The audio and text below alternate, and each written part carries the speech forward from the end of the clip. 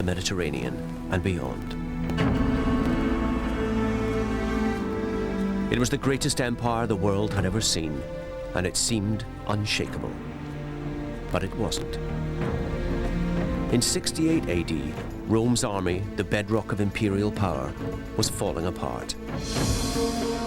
Divided by warring loyalties that set legion against legion. In Rome, a great fire had gutted the heart of the city. Now terrified by the threat of civil war, her citizens took to the streets. On Capitol Hill, where the Senate sat, fear, distrust, and anarchy ruled. And all because the man on whom Rome depended had proved unequal to the task. Nero, the emperor, was mad. A psychopath on the rampage. What the Roman Empire needed was a rescuer, and one emerged.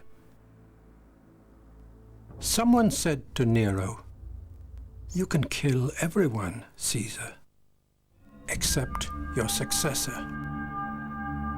The great question was, who would be Nero's successor? Few dreamt that before a year was out, the laurel crown would adorn the brow of a mule breeder.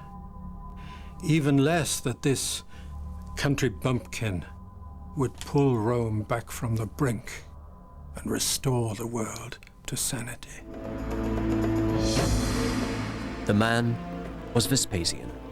He rose from obscurity to become one of the most successful emperors Rome had ever seen. And he could do so because of the way he was trained. He was a product of the system. His path to power, a career path. But for Vespasian, one paved with intrigue and bloodshed.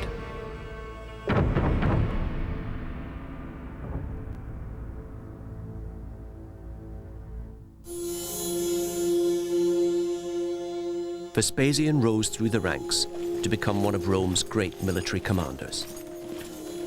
Along the empire's remote northern edges, he had battled with the barbarians. In Britain, he conquered them.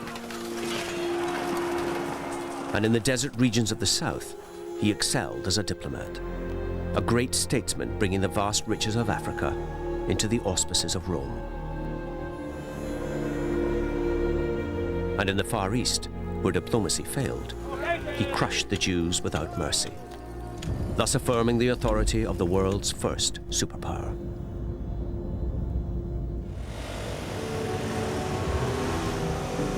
This was the empire founded by Augustus 2,000 years ago, to be ruled in succession by the descendants of Julius Caesar. And yet, within 100 short years, it was on the point of collapse. The dream of Augustus had become a nightmare in the hands of his heirs. Something had gone wrong. There are many misconceptions about Rome, and a very popular one is that it was ruled by a series of sadistic lunatics. Now that is a gross distortion. This was the greatest empire the world has ever seen, and it flourished for well over 6 centuries. To do this, it needed men of outstanding caliber. Vespasian may not be a household name, but he encapsulated, more than any other, the true virtues of a Roman emperor. Vespasian never dreamed he would be emperor, but when the opportunity came, he was prepared for it. To understand how his whole life trained him for the greatest political challenge of his time, it's necessary to retrace his career, a life's journey that began when Christ was a boy, and one that would take him to all 4 corners of the known world. Vespasian was born in 9 AD in Rieti, a quiet little town that lies in the folds of the Sabine Hills, 60 miles from Rome.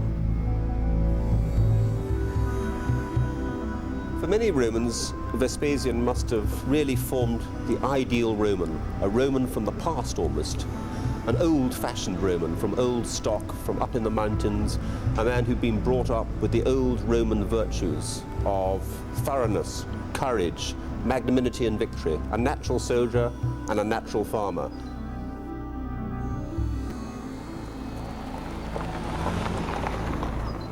This sort of countryside is classic Roman army countryside, where citizen soldiers are born and bred. All the country values are here of the soldier farmer.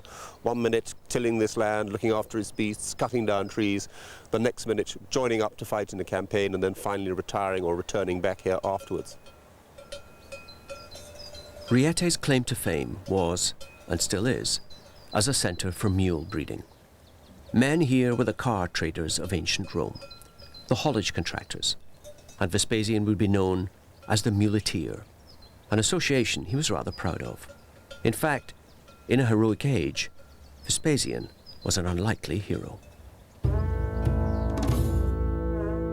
Short and thick-set, bald, with a residue of coarse and crinkly hair, shrewd eyes brightened by a twinkle, hooked nose, receding mouth, and nutcracker jaw. A face Italians of a later age would caricature as Punchinello, and the English would call punch.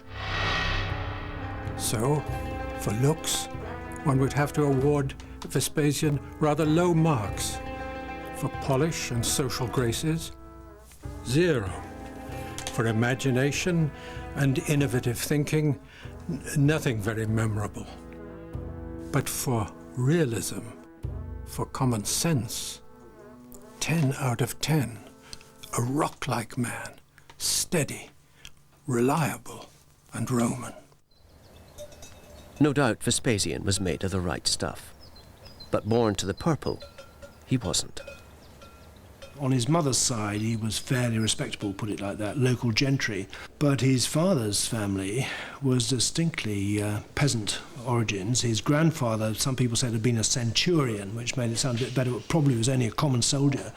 His dad had a job working in the tax collecting system, but not at the top level, and then went into money lending in Switzerland. So you could call that being a banker, if you like, respectably, and made a bit of money. Vespasian's father died when he was just 10. It was his ambitious mother who made sure he got the education and grooming that one day might result in election to the Senate. Even with the right contacts, a governorship. But here, just off Riete's quiet square, there is a sight that would have exceeded her wildest dreams.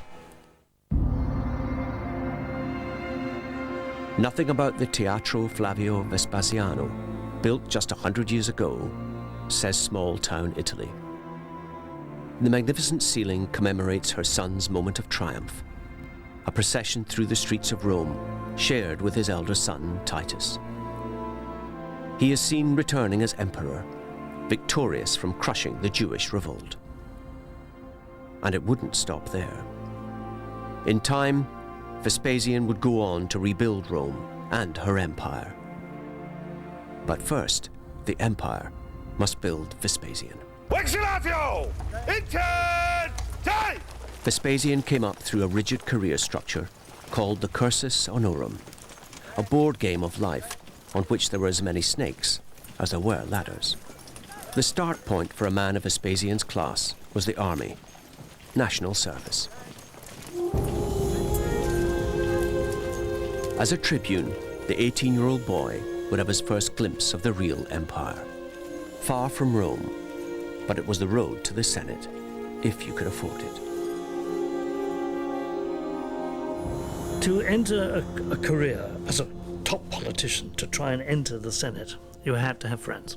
You had to have powerful and influential friends, and you had to have money. There was a minimum entrance requirement of 1 million sesterces. How much is that worth? Well, soldiers got something like 900 a year. So if you've got capital worth 1 million, that sounds a lot. His mother's wealth had bought Vespasian a stake in the senatorial steeplechase, but her money guaranteed nothing except a run at the fences. At any stage he could fall. The career hurdles were clearly marked, and progress in the hands of the Senate, the Emperor, and the gods. Barely a handful would complete the course. The really wealthy aristocrats never see the army, because if they get military experience, they become rivals to the emperor. the relatively poor, not so well connected, would-be politicians always get sent to the army. The Roman society is still a military society. Its strength depends upon having people at the top who can command armies, defend the frontiers. And so all young aristocrats, would-be politicians, have to have military experience. And so young Vespasian was sent out, first of all, to do military service in northern Greece, in Thrace.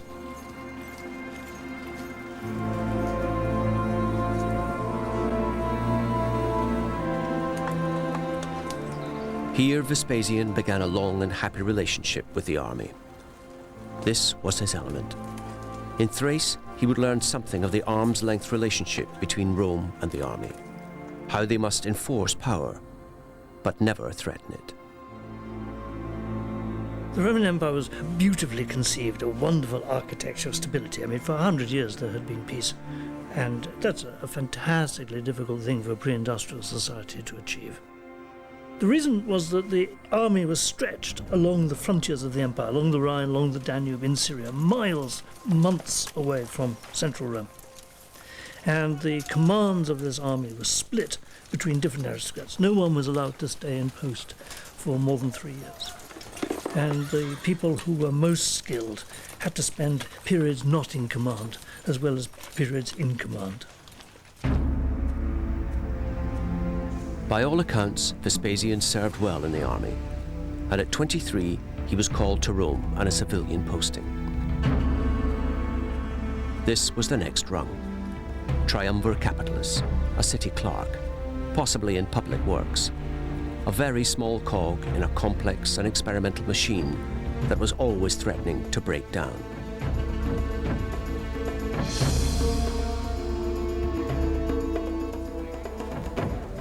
Well, Rome was the largest city in the known world by far. Probably over 1 million people, perhaps even 1.5 million people.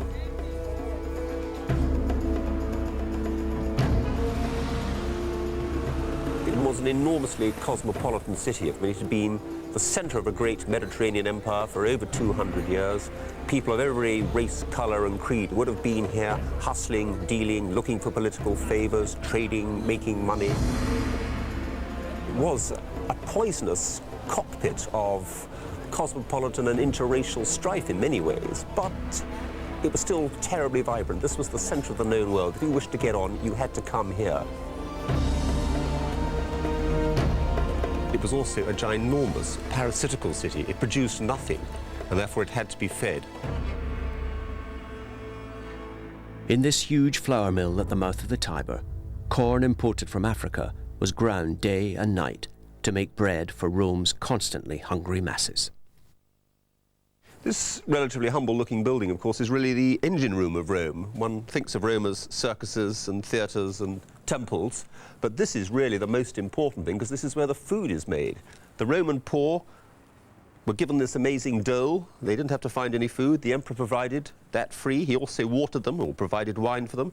They were also entertained. There's never been a society that pampered its poor to such an extent as the Romans did. This was not altruism. Rome was a powder keg. Government was about keeping the lid on it. Vespasian's main preoccupation, almost certainly, would have been with housing and sanitation. The Romans were the first to use concrete to build huge apartment blocks. The needs of the city constantly drove forward such innovations.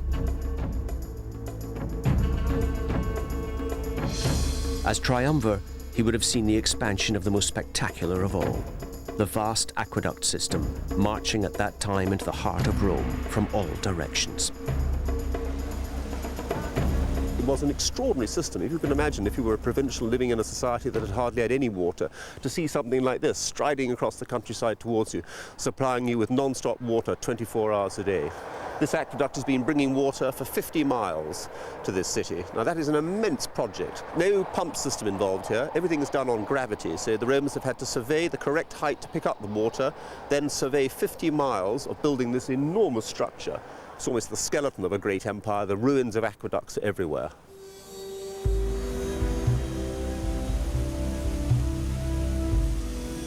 The management of water was one of the technological triumphs of Rome, and one that she was able to export with spectacular results.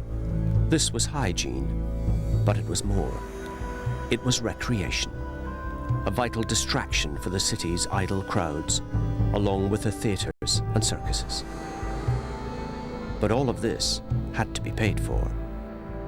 Rome was as big as London was in 1800. It was a huge population. It maintained itself because it taxed its subjects. Why the empire was vital was because all the money it collected in taxes poured into Rome and B, out to the armies on the frontier. So Rome was probably the most expensive, and the army probably took somewhat less than half the total imperial budget. But the taxes that the subjects paid were absolutely fundamental to all the lavish luxury of the city of Rome.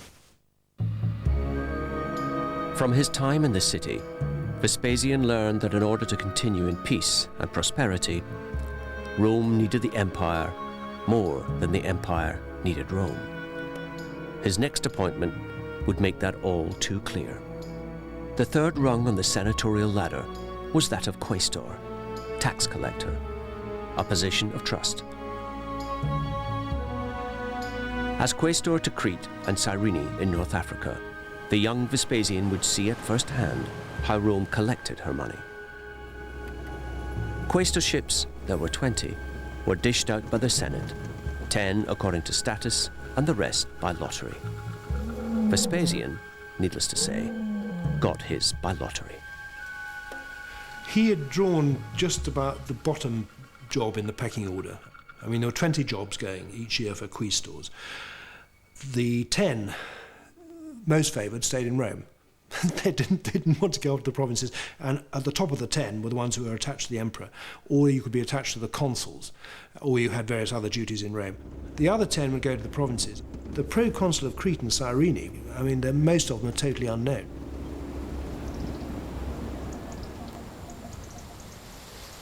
David, when Vespasian arrives in Cyrene as a young man of about 26 to assume the role of quaestorship, what is he letting himself in for? Well, the quaestorship's a junior position for someone who's embarking on a senatorial career, and it's to give people experience of provincial government, starting at the sort of nuts and bolts end of how you extract money out of the provinces. Clearly, coming to a settled province like Cyrene from someone like Thrace is stepping from one world into another. He's coming into a well-established urban civilization based around sedentary agriculture that's already tied into Mediterranean trade and exchange networks.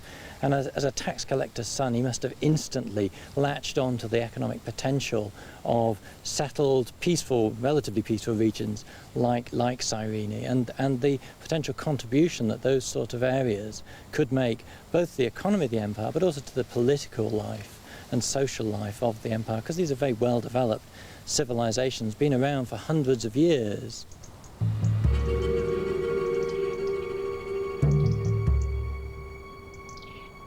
Vespasian saw that this was not Rome. Here was evidence of civilizations that predated the Romans: Greek, Minoan, suggestions of Egypt and of Carthage.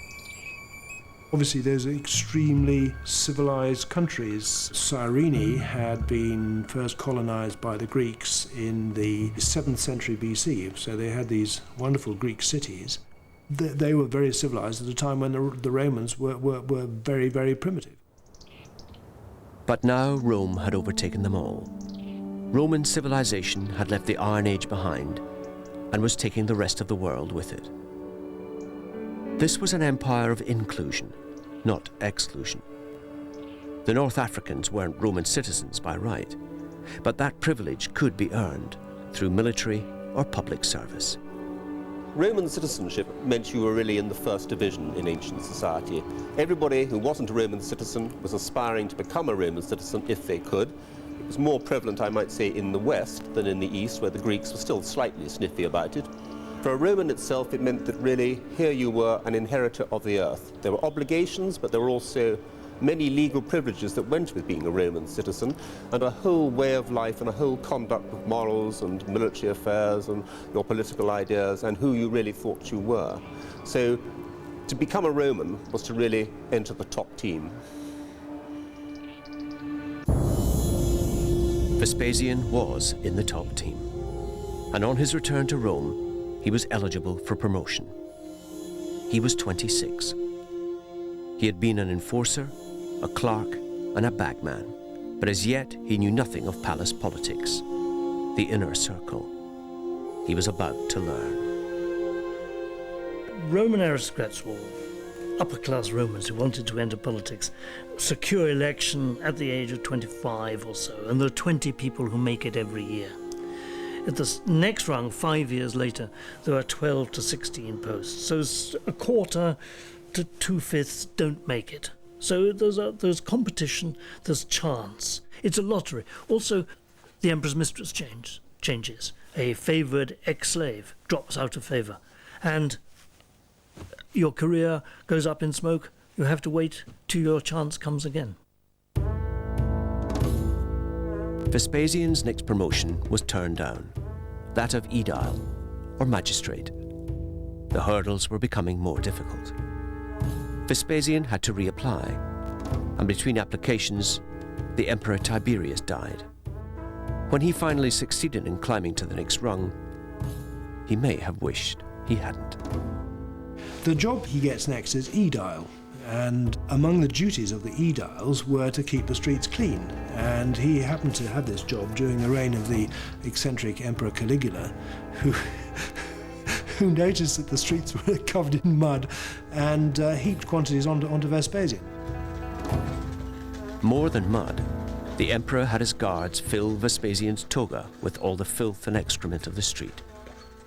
To be known to the emperor was not always good for one's career, especially when the emperor was Caligula. So the chap who's in charge has to be responsible. In the case of the Emperor Caligula, obviously he noticed that the streets weren't as clean as they should be and blamed Vespasian. Yeah, Rome is a very lively place then, particularly lively in the reign of Caligula. Obviously people were petrified, basically, what he was going to do next.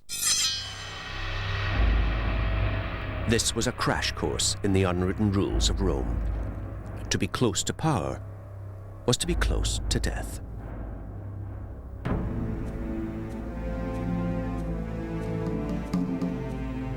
It was during this time that Vespasian married, and his son Titus was born. He too would become emperor.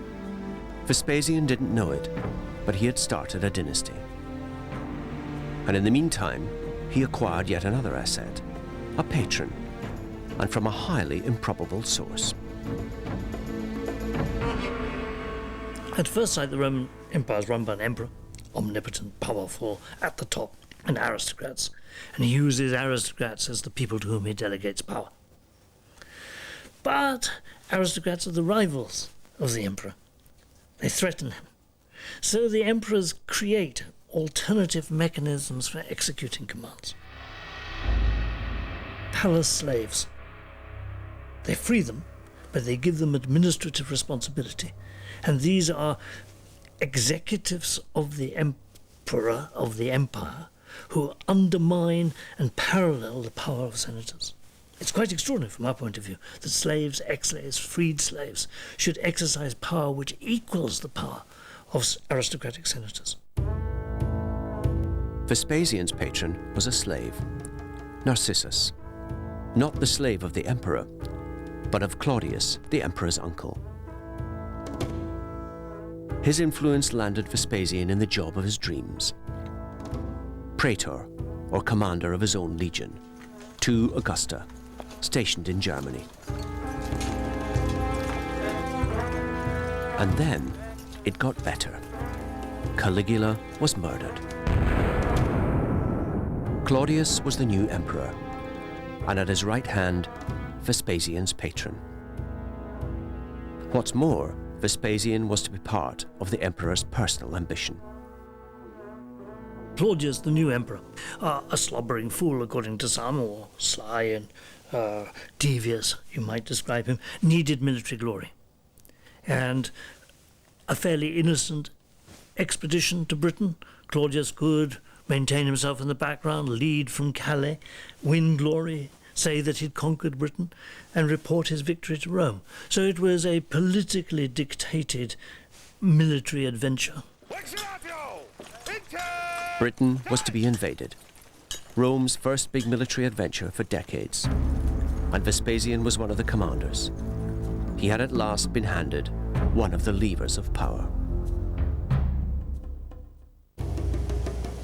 In 43 AD, Vespasian and 3 other generals under the command of Aulus Plautius were poised to invade Britain. For somebody like Vespasian, this was the absolute chance of a lifetime. There were only 27 legionary commanders at this stage in the Roman army, and Vespasian was one of the lucky 4 who was being picked for this. And this was a chance for him to show off his military talents and achieve what all Romans hankered after more than anything else, which was military glory. However, there was a problem. For the army, this was a leap in the dark. Rumours of the venture caused mutiny in the ranks. A British invasion had one serious snag. Rome's redoubtable soldiers trembled at the sight of the sea. True, they had been transported across the Mediterranean on occasion. It was the ocean they feared, not wind and waves so much as the supernatural and the spooky. The ancients saw the world as 3 continents surrounded by a dark and dreadful moat called Oceanus, where repulsive sea monsters, fearsome spirits, and all manner of dark dangers had their abode. The invasion was stalled on the beaches of France. But after months of persuasion, largely by Narcissus, Vespasian's patron, the troops were ready to embark. As luck would have it, their hesitation had given the invaders an unexpected advantage. The Roman delays at Boulogne persuaded the Britons that the invasion had been cancelled, and they dispersed.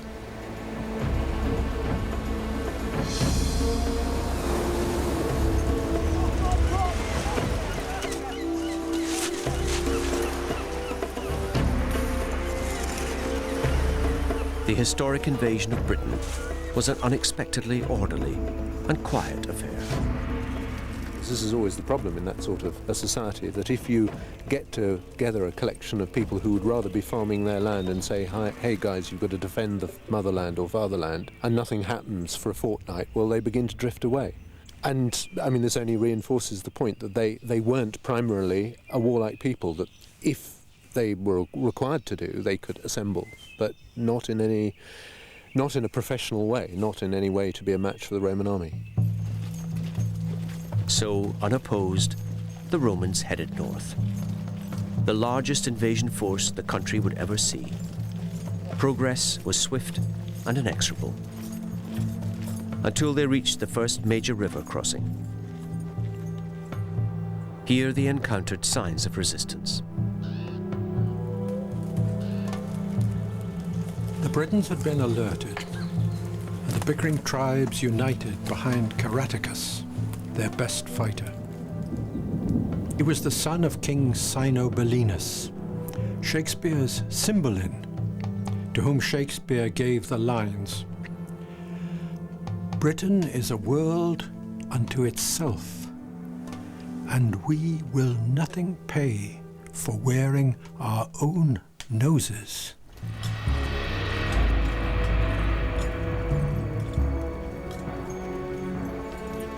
But this was the Roman army, the rent collectors for an empire. They had reached the River Medway. On the northern banks, the British tribes massed to stage their defense, clearly thinking the river to be an obstacle to the Roman advance. Vespasian saw only his first chance for glory.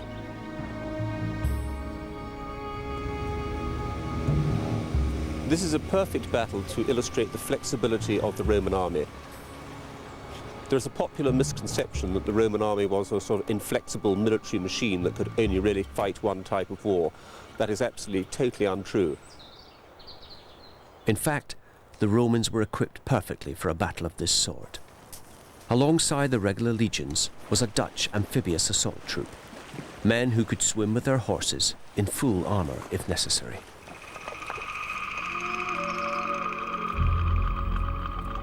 places where the Britons thought they were invulnerable. They thought the Romans would not be able to get across the river, and effectively they were defeated in detail in a major engagement. Whilst Vespasian confronted the Britons, his amphibious troops crossed the river downstream and began to encircle the enemy. This was his first enemy engagement as commander. He particularly distinguished himself in this battle by leading his legion across the river when the tide was probably low and establishing a fortified bridgehead on the other side, effectively destroying the Britons' position and outflanking them. With masterly timing, he launched simultaneous attacks from front and rear.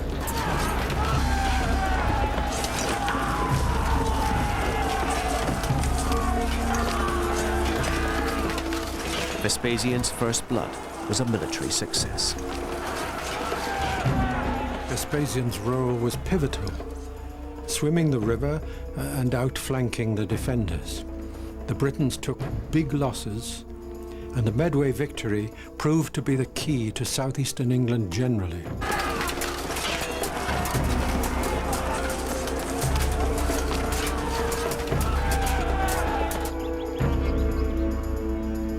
After Medway, the route was clear all the way to the capital at Colchester. At the Thames, the Roman forces split. 3 legions went north, whilst Vespasian headed southwest, looping back towards the coast to pacify the natives and secure the harbours. Between him and the sea lay some of the most formidable obstacles of the ancient world.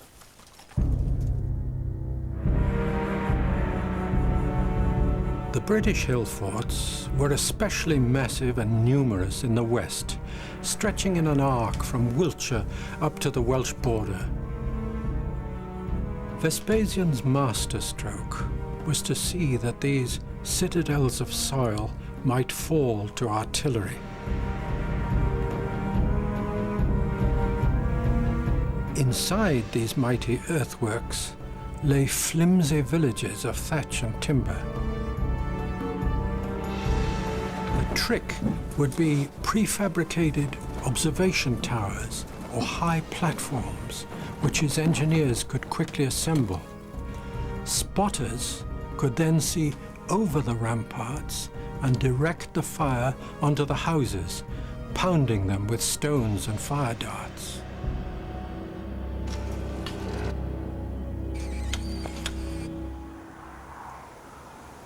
The Britons will never have seen anything like Roman artillery. They will have probably assumed that Roman missile weapons, such as slings or bows and arrows, could virtually fire the same distance as theirs. But when they suddenly heard and saw these enormous catapults hurling large rocks, effectively, considerable distances, up to 300 or 400 yards, they will have been horrified. It would have been rather like a Stone Age tribe today coming up against a machine gun.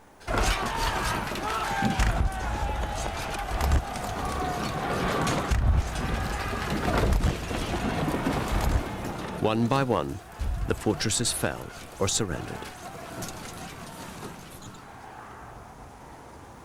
On the highest, the foundations still clearly visible, the Romans built their own fort to see and be seen for miles around. As a power statement, this is an absolute must. And he'll have come straight here to stamp his name on it and the power of Rome. Or a great, huge 50-acre beast like this rearing up out of the plain. You just don't ignore that. You are going to go and conquer it. You're going to get on top of it. This is a man who's conquering 10,000 square miles of southwest Britain with his own battle group of about 8,000 to 10,000 men, a wonderful independent command. He celebrates, as far as we know, 20 captures of Opida like this. 20 times he will have put up a trophy celebrating his and the Second Augusta Legion's victory. But it's all part of this process of we are on the winning side. And one needs symbolism, so one has to visually try and create something that people will remember.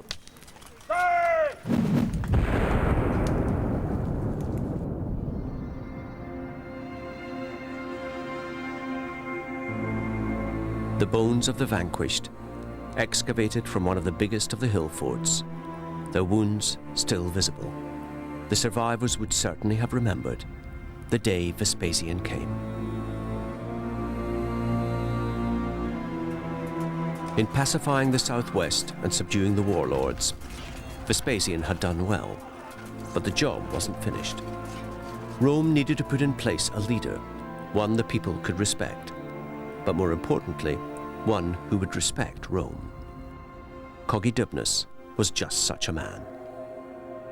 One of the ways the Romans conquered, besides obviously direct military action, was the use of puppet kings or client kings. That was introducing what we might call actually a quisling figure into the society. Now, we know that the Romans arrived, and probably in their baggage almost, they had this chap called Cogidubnus. The Romans then install him as a sort of puppet king in the Chichester area, and then built him an enormous palace. The palace the Romans built for Cogidubnus at Fishbourne was breathtaking, the largest villa outside of Rome. Here he received the other chiefs as they left their mud huts to pay their respects. The message was clear. So was the authority of Rome. The advent of Rome brought good news and bad news. First, the bad. Resistance would be crushed, arms confiscated, Roman law enforced, and finally, biggest bogeyman of all, the Roman tax collector. Then, the good news.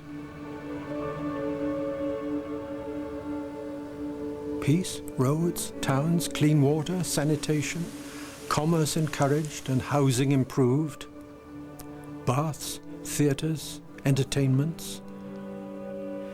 Tacitus puts it beautifully. Rude nations would be coaxed toward peaceful paths through comfort. Temples, markets, and houses built, the sons of chieftains educated in the liberal arts. Those who had spurned Roman speech would aspire to rhetoric and adopt the toga. And he concludes, mockingly, so by slow degrees the Britons were seduced by pleasant pastimes, till finally the gullible natives came to call their slavery culture.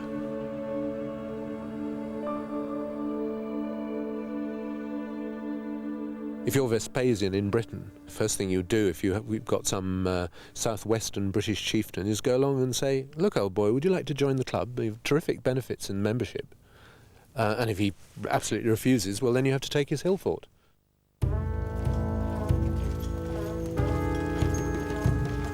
Vespasian returned from Britain triumphant. But in the emperor's court, a triumphant man is a dangerous man. And dangerous men weren't always welcome. Military adventures, if they're successful, are always going to be a career opportunity. Here's a big army which is going to take a reasonable amount of time to conquer the whole of Britain, but they gave plenty of opportunities for battles. Vespasian is said to have participated in 30 battles, and it must have added to his prestige. The difficulty about prestige in the Roman army is if you get too big for your boots, you are seen by the emperor as a potential rival. From the emperor's point of view, you promote someone to success, you then leave him in the wilderness, you leave a gap of time, 5 years, 10 years between the holding of a consulship and the next plum job. In Vespasian's case, there would follow 15 years in the wilderness, hero or no hero. His patron, Narcissus, was powerless to help. The Emperor Claudius had married Agrippina, sister of Caligula. She was a good hater. Narcissus was out, and so was Vespasian. So long as Agrippina disliked him, he was going nowhere. And when in 54 AD Claudius died, and her young son Nero became emperor, his enemy became the most powerful woman in the world. But this was Rome, where change was swift and often bloody. Within 5 years, Nero had murdered his own mother. Vespasian's career was back on track. The next job proved to be worth the wait. Proconsul. At 53, Vespasian was to be governor of Africa, the highest rung on the senatorial ladder. As governor of this vast and rich province, Vespasian would represent the emperor in person. He had the power of life and death, and more importantly, from a personal perspective, he had the power to raise taxes, not just for Rome, but for himself.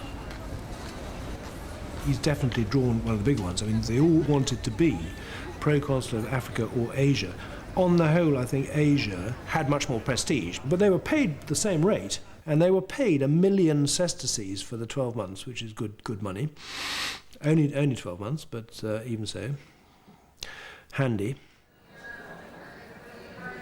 Because the posting was for 1 year only, it was understood that the governor would line his own pockets before retiring gracefully to Rome. There were certainly rich pickings here. North Africa generated 500 million sesterces a year, trading daily with Rome. We have a very good description from Pliny describing the great sailing ships, which they were, coming up the Campanian coast, having made the crossing from Alexandria, with their sails billowing as they sailed northwards towards Rome.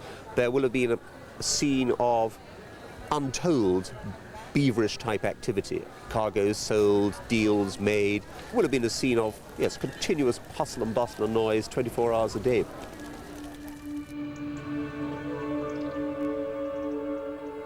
Leptis Magna, in today's Libya, was one of the cities in Vespasian's jurisdiction. The marketplace is now silent, the surrounding alleyways deserted. But 2,000 years ago, it would have been a bustling source of revenue. The North African seacoast, I mean, nowadays we think of it as being relatively desert, but in Roman times it was relatively fertile. It was wheat exporting, olive oil exporting, and was an important breadbasket for the city of Rome. In some ways, in ancient conditions, the city of Rome is closer to Tunis than it is to Milan because of the cheapness of sea transport. Africa was more than just the breadbasket. On the shore outside of the city are the magnificent baths of the hunters. Here the Hunters' Guild enjoyed the privilege of their commerce with Rome.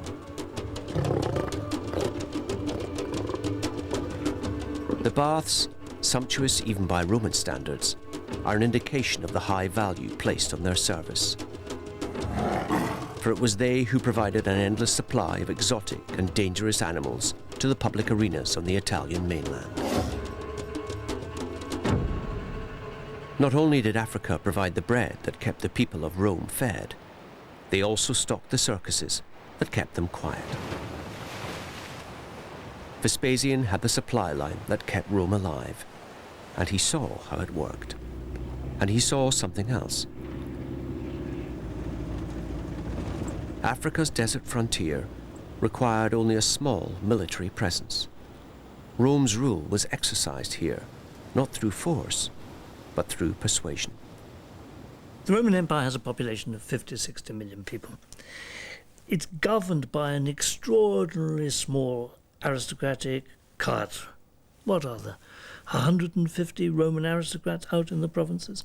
That's one for every 350, 400,000 people. It is very difficult to control 400,000 people with one aristocratic administrator. So basically the Roman governmental system in the provinces depends upon collaborators. It depends on winning the support of local administrators, local bigwigs, local rich men. And the system of government is one of cooperation between provincials who want to be Roman and Romans who wish to control and be enriched by provincials with the least possible trouble. What Vespasian should have learned, he would have already known when he went to Carthage, is this is a place in which I must keep my nose clean and, if possible, collaborate with the local provincials, the important local provincials. Again, a lot of opportunities for corruption, but it is emphasized that he was surprisingly uncorrupt and conscientious as proconsul. People hadn't really expected that. In fact, Vespasian earned a reputation for fiscal prudence, touching on meanness. Far from lining his pockets by applying what he thought of as good Roman values, he seems to have impoverished himself. I think that is very clear from the fact that he does come back in financial difficulties at the end of his governorship. Far from enriching himself, he's actually reduced his fortune and ends up having to borrow money from his brother. And again, this is characteristic of other things we know about his career, that he was scrupulously honest, but he also had this deep interest in the financial state of the empire and its provinces. After a year, Vespasian's governorship was over. In the time that he was supposed to make money, he had made friends instead, and it was to be a canny investment. Where others earned sesterces, Vespasian earned respect, something he would one day use to full advantage. At the age of 54, Vespasian's proconsular term was over, and he returned to Rome, penniless. He was rather hard up when he gets back to Rome. He has to go back to making money as a transport contractor with mule trains, which was very much traditional in his part of Italy. It was famous for its mules, and the opportunities were there. There was plenty of work, but it was rather undignified for a senator to go in for that sort of thing. They weren't expected to do that. They were expected to live off their landed estates. So it was back to the hills, back to his roots. Vespasian had reached the top of the ladder, but he was back to earth with a bump. This was when he became known as the muleteer.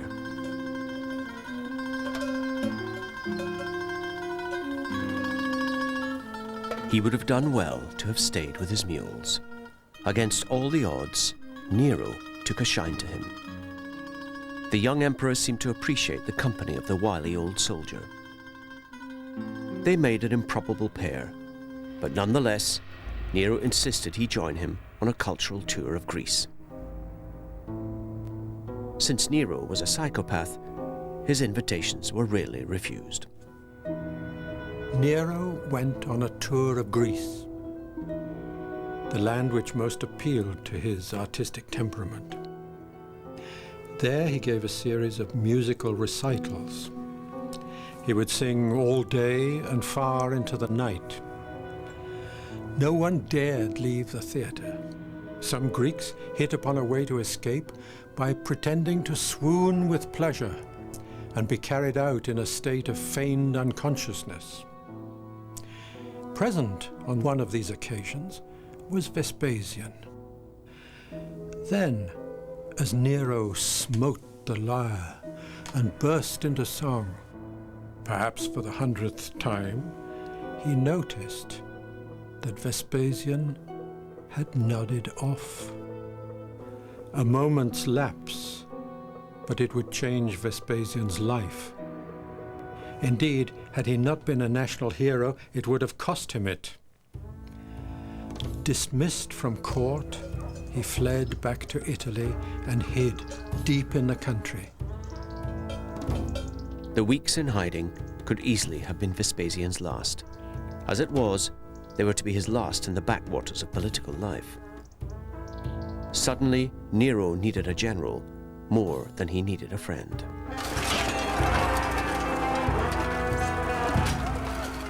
In AD 66, the Jews, ever the misfits of Rome's pagan empire, seething with righteous rage and fired with a holy zeal, revolted against the profane and scandalous tyranny of Nero, falling upon a Roman legion and annihilating it. Now, defiant within their walled cities, they reviled Rome and all her works. Clearly, revenge must follow.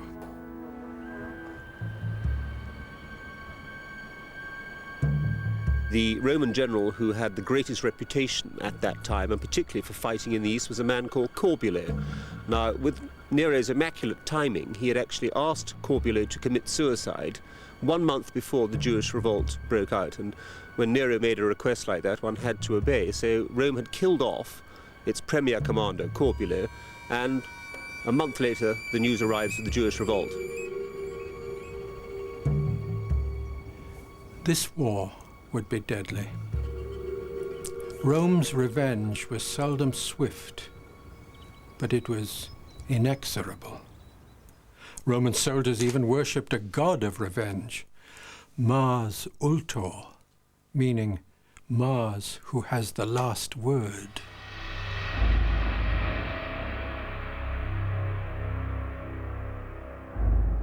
Romans had built an empire which is circled around the Mediterranean Sea. In fact, they called the Mediterranean Sea Mare Nostrum, our sea.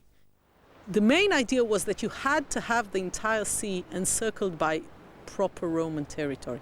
And Judea is situated exactly in that position, where it is actually the connecting point between Europe on the one hand and Africa on the other. And the Romans couldn't allow this part of the Mediterranean circle to slip out of their hold. And it was very, very important, therefore, to put down any hint of rebellion in that area. Vespasian moved first against the cities of Galilee. At Jotapata, he laid siege for 40 days and 40 nights without let, unleashing massive force against the Jewish rebels. It was a ferocious battle that resulted in the annihilation of all 40,000 inhabitants. All, that is, except one. The general in charge of the defending forces, Josephus, survived and underwent a miraculous conversion to emerge as the great scholar and historian. Josephus is an extraordinary figure. Of course, he's the primary Jewish historian, but he started off as being a Jewish gentleman in Judea, and so according to his own history, he advises people not to fight against Rome. It's crazy. But he was forced to become a leader of a Jewish group and was, in his own account, a successful, very successful leader of the Jewish fight against the Romans. But once surrounded by the Romans, the last few survivors enter into a suicide pact. Josephus is the person who organizes in which order they draw the straws. He draws the longest straw, and when they're down to 2 people, he says to the other guy, "Hey, why do we keep on killing ourselves?" And the other guy stabs himself to death, and Josephus walks out. What's charming about the story is he himself tells it, that he betrays his own cause, surrenders, offers his services to Vespasian and Titus, and gets accepted. Josephus went on to chronicle the adventures of Vespasian and to write a history of the Jewish war. After Jotapata, he was never far from the Roman general's side, and it's because of Josephus that we see another darker side of Vespasian. A man who was perfectly capable of delivering Roman vengeance in full measure.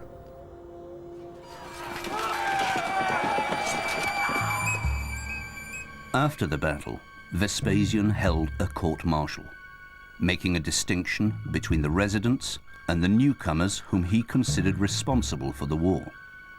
Meanwhile, the Romans lined the road all the way to Tiberias so that no one could leave it, and shut them up in the city.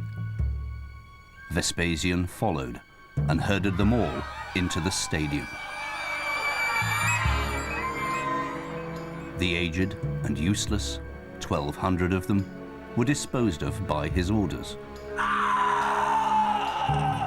The rest of the people, to the number of 30,400, he auctioned, except those whom he presented to Herod Agrippa. The men who came from his kingdom, Vespasian allowed him to deal with as he pleased, and the king put them too under the hammer. Every city that he eventually brought down, he did the sort of the normal procedure would be to kill the man who had fought in battle and to sell the rest of the population into slavery. Vespasian does everything that a Roman commander is expected to do, including win. He is going around there, encouraging, sending out reconnaissance patrols, maintaining morale. He's totally and utterly involved. He also put up with many of the privations of his army. He was a soldier as well as being supreme commander.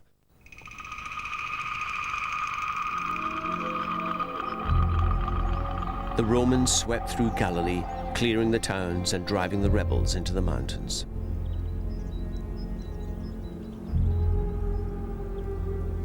It was here, in the town of Gamla, that Vespasian, only weeks away from becoming emperor, came within inches of losing his life.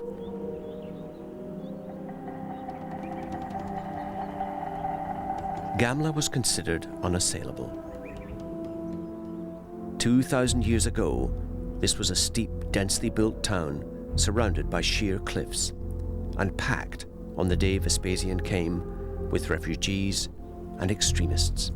His job was to flush them out before he dared head south to Jerusalem. The rebels thought they were safe. Vespasian knew otherwise.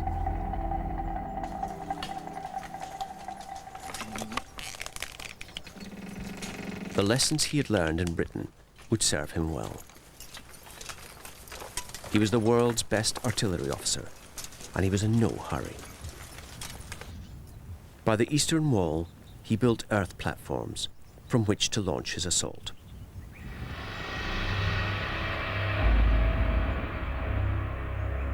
From there, his artillery could provide covering fire for his massive battering rams.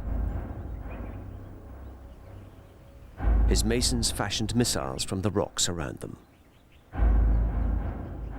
You can see here one of the ballista balls that was found as a size, fairly heavy. 15 pounds or so, yes. Quite. Take your ice water if that hits you, I think.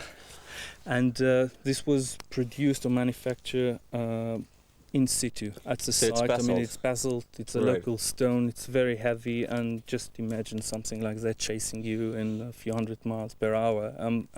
You wouldn't like to be the target. Beneath a hail of artillery cover, Vespasian began his assault on the walls of Gamla.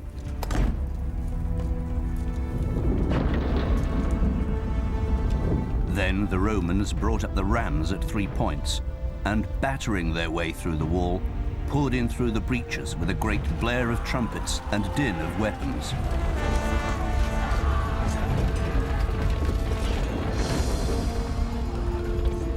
The most crucial part is to get as many soldiers possible in the shortest time. Through the breach and into Yes. the city. So they start just to pump the soldier very quickly into the boundaries of the cities.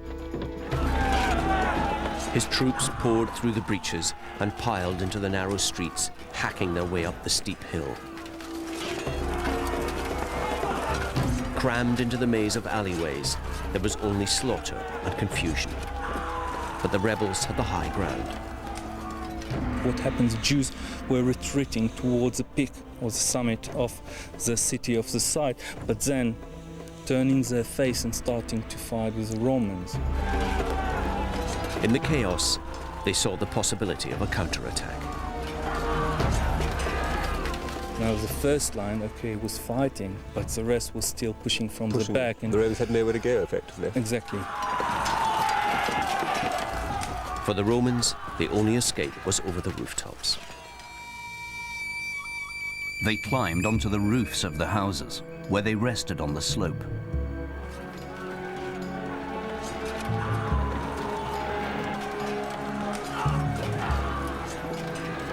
Crowded with men and unequal to the weight, these quickly collapsed. The effect on the Romans was devastating. The first assault on Gamla had failed. Vespasian's troops were stunned by their defeat. Then suddenly they realized their leader was no longer with them. Vespasian was somewhere at the top of the town, in trouble.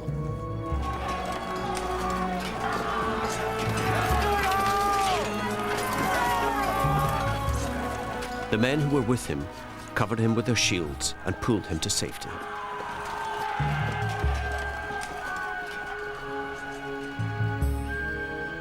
Vespasian, almost 60, had nearly become a footnote in Rome's history. But history had not done with him. Within days, a second assault was successful. This time, the rebels were driven to the highest, sheerest rock above the city, where many chose to jump rather than face the avenging Romans.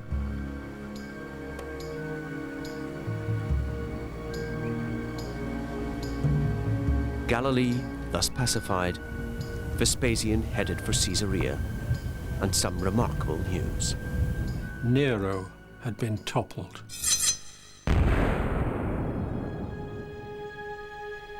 Nero's wild excesses had been driven by a mistaken belief in his own immortality. Nero consulted the Delphic oracle, asking how long he might expect to live. The reply, cryptic and ironic as ever, was, "Beware the age of 73. Being 31, Nero rejoiced that he had 42 years to live. Meanwhile, the governor of Spain, Sulpicius Galba, was drilling his soldiers to march on Rome. Galba's age was 73.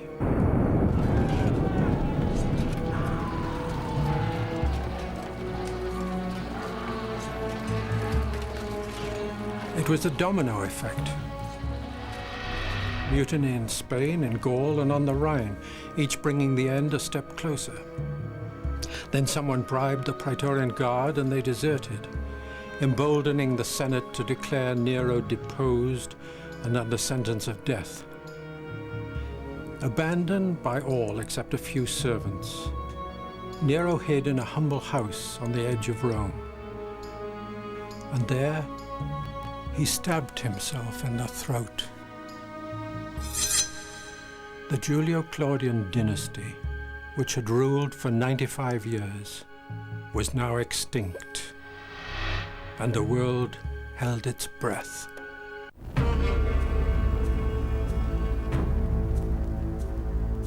With Nero dead, Vespasian knew that the empire was in peril, for Nero had no successor and many enemies. The headlong dash for the vacant throne would threaten Rome with civil war.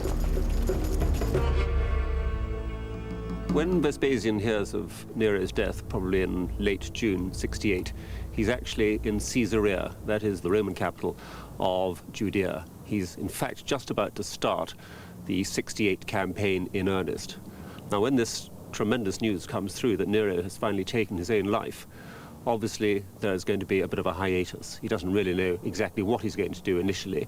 So as far as hostilities against the Jews go, they're almost halted immediately, whilst he sits and waits to find out what will happen, which way the empire is going to go. Galba had not reached Rome, but on the 8th of June, he was proclaimed emperor. It was the first time an emperor had been created outside of the capital. Powerful men paid attention. At the opposite end of the empire, Vespasian was preparing his assault on Jerusalem when he heard of Galba's coup. With a practiced instinct for survival, he dispatched his eldest son Titus to swear allegiance to the new emperor. It's difficult now to recapture the uncertainty of the world then. If you think of the Roman Empire from one end to the other as being 2 months wide in summer, 3 months wide in winter, that's the amount of time that it takes for messages to go in one direction even, sometimes to go there and back. And they can never be complete information, so people are marching in the dark. In fact, in Rome, events were unfolding faster than news could travel. Galba's bid for power may have met with success, but now the army was fatally divided. It would have been of little comfort to Galba, as he took the reins of power, to know that the year 69 AD would be known forever as the year of 4 emperors. He had weeks to live. Titus is sent off to offer congratulations to Galba, and in fact Titus never gets to Rome because before he gets there Galba is murdered and he goes back again. But this is when people began to think anything could happen. Not only had Galba split the army, he had divided Rome and won few friends in the Senate. Never a safe place, the dark recesses of the Forum were now more perilous than the battlefield. Rome's armies had followed the eagles on many a front. And yet, most dangerous of all was the inner front, the home front, where plots were hatched and scores were settled, where soldiers meddled in politics, where the Praetorian Guard, the spoilt brats of the Roman army, traded their support for gold. Galba was murdered by his own Praetorian Guard. They had switched their allegiance to Salvius Otho, a friend, and some say lover, of the late Nero. Otho proclaimed himself emperor on the 15th of January. He also would last but a few months. The civil war everyone feared had finally broken out.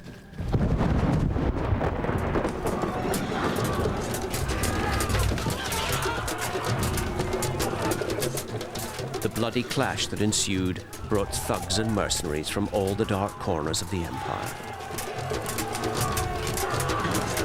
The victor this time was the despised Aulus Vitellius. His ragtag army brought chaos to the very heart of the empire. Vitellius had arrived from Germany, dragging along with his army a vast mob of hangers-on. He turned the whole city into a camp and filled every house with armed men.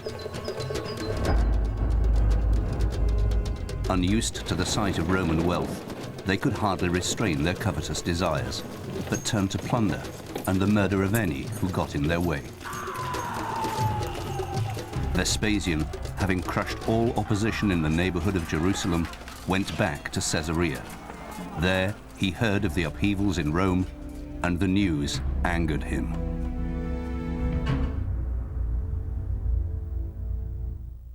The empire Vespasian had served all his life was in meltdown. He had no choice but to act. With a battle-hardened army under his direct command, and the loyalty of 5 more legions to the north and south, with 2 grown sons as military commanders, and loyal friends in key positions throughout the empire, it was time to make his own play. And he played like a master.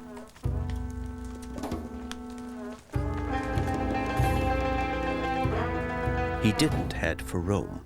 He had learned well in his tour of the empire. He left Titus to watch the Jews. He sent his army towards Rome, and he went for Rome's lifeline, the grain supply in North Africa. He knew the army on the Danube was loyal, so while it drove towards the heart of the empire, he simply put his foot on the jugular. At a stroke, Vespasian made Rome ungovernable. Without bread, riots in Rome were inevitable. Vitellius's grip on power was already slipping. I think perhaps that Vespasian was in an unassailable position in the East. In other words, he could have fragmented that part of the Roman Empire off. That's what happens 300 years later. What was really difficult for him to achieve was to move out of the East and capture the center. But luckily he didn't have to do that for himself. The Danubian forces did it for him. The Danubian forces entered Rome on December the 20th, 69 AD. And in Alexandria, the boy from the hills added a new rung to the ladder of promotion, that of emperor. Vitellius, already on the run, was hunted down and slaughtered.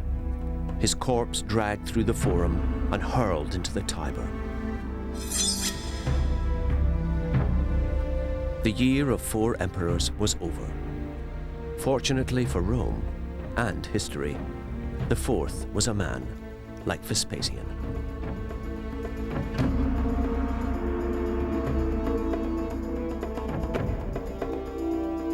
It would be almost a year before the triumphant Vespasian would arrive in Rome. But his grip on power was sure. New laws drafted by him were passed in absentia, giving him full powers backdated to the day of his victory. When he was a boy, becoming emperor was not a competition, but now it was, and he had won. In conferring on himself the right to act in all things divine, human, public, and private, he combined all of the powers of the previous emperors into one. And now he could return to unfinished business. They have never forgotten the Jewish rebellion. Once the civil war is over, thoroughness, pragmatism, destruction will follow. A vicious final assault on Jerusalem, conducted by Titus, resulted in the defeat of all but a few isolated pockets of rebellion.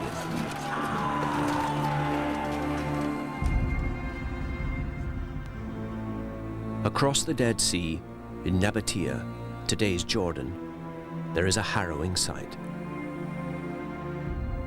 By the state highway, recently looted graves have cast up ancient bones. The fabric that still clings to them tells us they are the 2,000-year-old remains of refugees, Jews that fled the vengeance of Rome as the last of their rebels, cornered at Masada, chose suicide over slavery. This was our journey's end.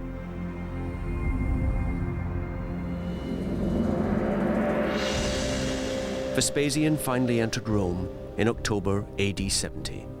His triumphal procession recorded on the Arch of Titus, a monument to the humiliation of the Jews. Riches plundered from the Jewish temples became the starter capital for a new Rome. Fire and civil war had devastated the city. Now the enormous wealth of Judea would fill her empty coffers. Vespasian the tax collector was back.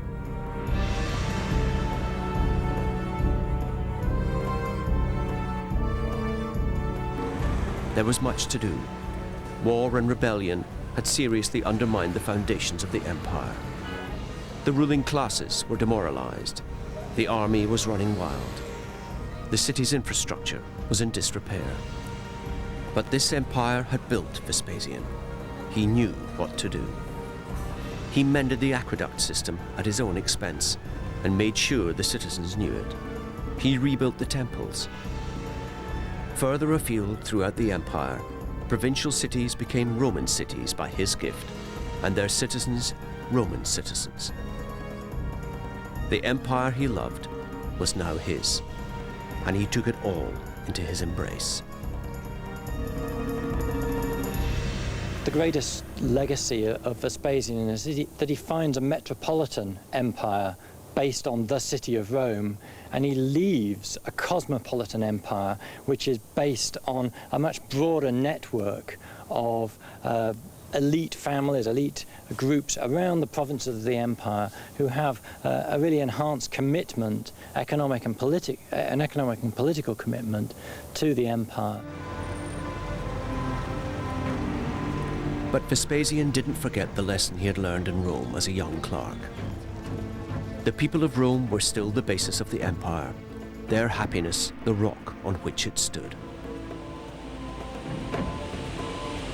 At the heart of the old city, in the grounds of Nero's vast golden palace, he built an amphitheater, the biggest in the world, and he built it with money he had brought from Jerusalem. This was his gift to the people of Rome. He called it the Flavian Amphitheater, but the world knows it as the Colosseum.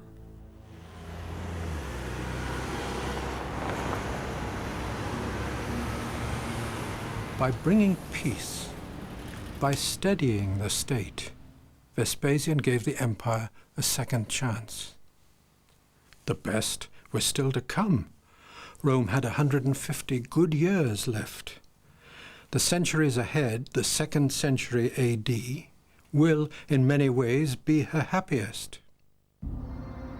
Vespasian rescued Rome, put her back on course, plucked the purple toga from the mud, allowed classical civilization to recover and before long to enter what will be the golden afternoon of Rome's 12th century history.